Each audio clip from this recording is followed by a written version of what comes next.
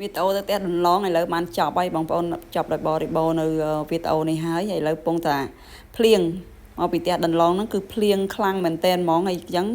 គឺពូកង់3គាត់នៅឈប់ចុះទម្លាក់វាំងលនឲ្យ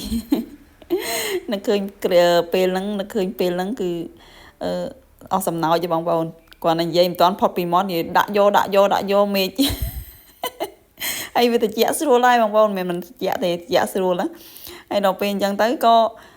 នាំគ្នាតម្រង់មកផ្សារទឹកខ្មៅបងប្អូនហើយខ្ញុំឡើងមកផ្សារទឹកខ្មៅហើយបងប្អូនមើលពេញចិត្តកៅអៅមួយណាបងប្អូនមើលនេះសិតតែកៅអៅអាវសអាវអីអាវសស្ពតបត់គឺសម្រាប់យើងទៅភ្ជុំបិណ្ឌនឹងឯងនេះស្អាតណាបងប្អូនហើយស្អាតណាស្អាតមែនតែនហ្មងហើយហ្នឹងនៅផ្សារទឹកខ្មៅទេបងប្អូនណាហើយបងប្អូនមើលទៅគឺស្ងាត់មនុស្សឲ្យឈឹងតែម្ដងអត់សូវមានមនុស្សទិញទេពួកខ្ញុំដើរគឺទៅលេងលវឹងតែម្ដងមានមនុស្សមួយទេដល់ឃើញអត់មានមនុស្សទេហើយអញ្ចឹងខ្ញុំក៏ទៅដូចថាអាណិតអ្នកលក់ដែរគ្នាក៏អត់មានអ្នកទិញអញ្ចឹងណាហើយជាតដើមើលទៅនេះគឺជូនកូនមកទិញកៅអៅការរបស់ពូអញ្ចឹងខ្ញុំជូនគាត់មកទិញកៅអៅហើយដល់ពេលហ្នឹងគាត់អត់បានឡើងមកទិញទេព្រោះអីគាត់ចូលរៀនវិញអញ្ចឹងខ្ញុំជូនគាត់មកទិញកៅអៅហើយសិនទៅហើយរួចហើយទិញកៅអៅហើយចុះពីផ្សារទឹកខ្មៅខ្ញុំចូលមាត់ទន្លេទឹកខ្មៅនឹងឯងបងប្អូនមាត់ទន្លេទឹកខ្មៅជូនប៉ាខ្ញុំហើយនឹងយាយខ្ញុំឯនេះគាត់ទៅហូបអីអញ្ចឹងទៅប៉ាខ្ញុំកម្របានដើរណាបងប្អូនណាអញ្ចឹងខ្ញុំជូនគាត់ហូបអ្វីឆ្ងាញ់ណាគាត់ហូបអីហូបទៅ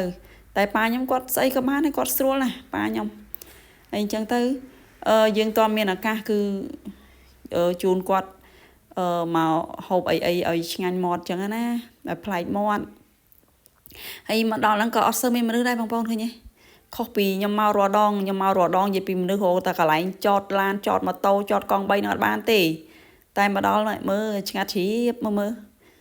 ហើយដូចខ្ញុំនិយាយអញ្ចឹងគឺកន្លែងណាក៏ដូចកន្លែងណាដែរឥឡូវនេះគឺពិបាកបន្តិចណាបងប្អូនទាំងគេទាំងយើងគឺពិបាកបន្តិចប៉ុន្តែមិនអីទេបងប្អូនទ្រាំស៊ូដើម្បីទៅមុខទៀតហើយក៏រកកន្លែងចុះហើយរកកន្លែងចុះហូបអីអញ្ចឹងណាឥឡូវប៉ាខ្ញុំគាត់ចុះមកហើយគ្រួសារខ្ញុំគាត់ចូលដើរទៅនិយាយបន្តថាកំងអីអញ្ចឹងណារកកន្លែងណាអង្គុយស្រួលអញ្ចឹងទៅហើយមេឃក៏ស្រទុំល្អវាអំណោយផលនឹងទៀតមេឃហ្នឹងទៅភ្លៀងហើយទៅភ្លៀងហើយឥឡូវមេឃ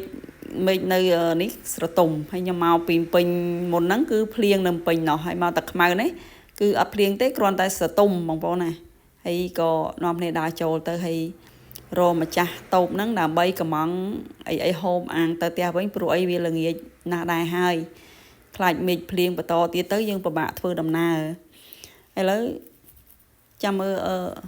អត់ឃើញម្ចាស់គាត់ហ្នឹងអត់ឃើញដល់ពេលអញ្ចឹងនាំគ្នាចេះរងចាំឥឡូវនេះខ្ញុំកន្លែងទៅឃើញពងលោតពងអីនៅពីក្មេងនេះបងប្អូនណាសម័យខ្ញុំគ្មានទេអាចចឹងអត់